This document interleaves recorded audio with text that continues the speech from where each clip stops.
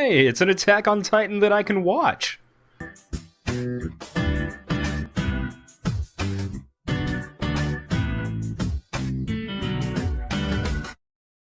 Hello everybody, my name is Meister Blue, and today I took a look at the first episode of Kotetsujo no Kabaneri.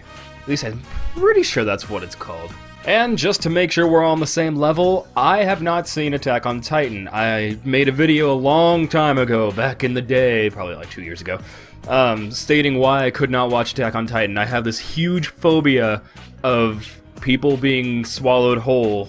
I watched Anaconda as a very, very small child, and I'm pretty sure that had something to do with it. So I took a look at a few of the trailers, and I've seen some of the scenes from Attack on Titan, and I knew that I would not be able to handle it. I would get nauseous, because the trailers themselves were making me feel nauseous. This, on the other hand, I can handle, because it's just zombies, pretty much. The premise of this series is that the world has been overrun by these things called Kabane, something along the lines like that.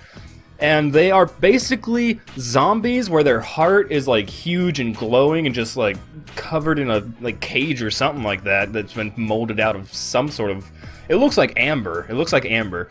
And these things are apparently really hard to kill because they're fast. They're still able to apparently use weapons. I saw one of them using a weapon in this episode. And all they really do is they cling onto things, they go for people, and they bite, and it is an infection. Society lost itself when these things arrived, and apparently most of the world's population is gone. Those who have not died are staying in what they call stations, which are huge armored cities that look very much like the city from Attack on Titan. Huge walls. The only ways in or out of the city, at least it seems, are train tracks, and they literally created these heavily armored trains to just bull rush from station to station.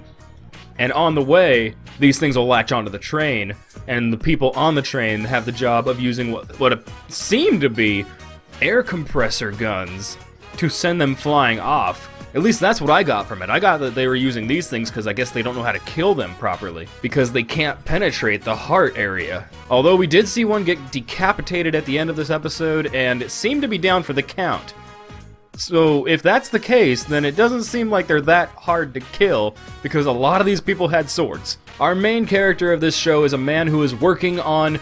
He helps clean and fix and maintain the trains, and what he's doing is he is working on a way to puncture the heart of these things, to make them easier to kill. And he's doing so by creating a super-powered air compress gun, and it's like really cool. I love this idea that conventional weapons don't work, so literally he is taking pretty much a rivet gun and trying to turn this thing into a weapon, because the only thing you have to do is break through the little like shell around their heart. So that's a really interesting way of handling a zombie apocalypse. I have one more thing I want to talk about, the premise, but I'll save that towards the end because it will have to do with spoilers, so I will warn you in advance before I talk about that. On to the animation. Like I said, this is very Attack on Titan. It looks like it was made by the same people as Attack on Titan. It's very dark and gritty and detailed, and sometimes too detailed, and a lot of the times it's very, very bloody, very gory and gross. However, the detail is actually really, really nice. It almost seems like it took inspiration from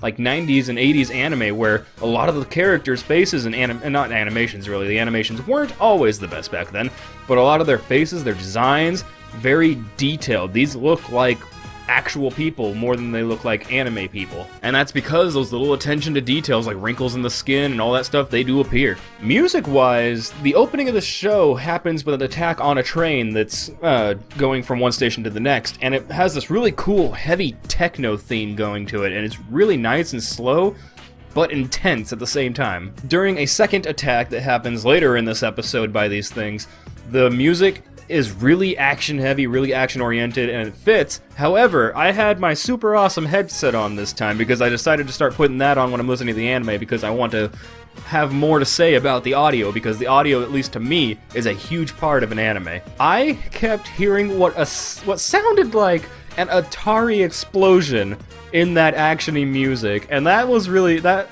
took me out, just because I was like, that sounds like something you'd hear if you like shot somebody in asteroids. It was really funny for me. I don't know. And at the end, there's a really, really nice theme playing.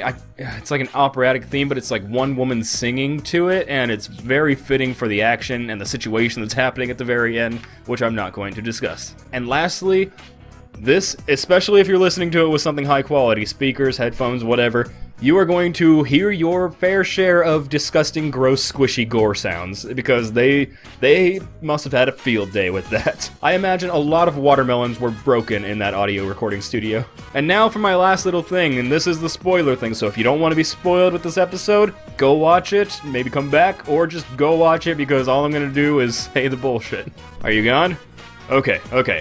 For everyone else who's still here, the station that is featured in this first episode gets attacked because of the stupidest thing. So the train at the beginning of the show pulls into the station, and what happens is, like, they have a bridge that here's the road with the train on it, and here's the bridge.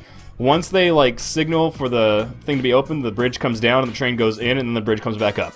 Once they, like, I guess, do a visual to see if there are none of these things still clinging onto the ship. I keep saying ship, I mean train. But the reason this city gets invaded by these creatures is because when a second train comes in later that night, they don't wait. They already have the thing down before the train's even, like, out of this dark tunnel. It's like, you literally did this earlier today. You waited and had a visual on the train. You just put it down one.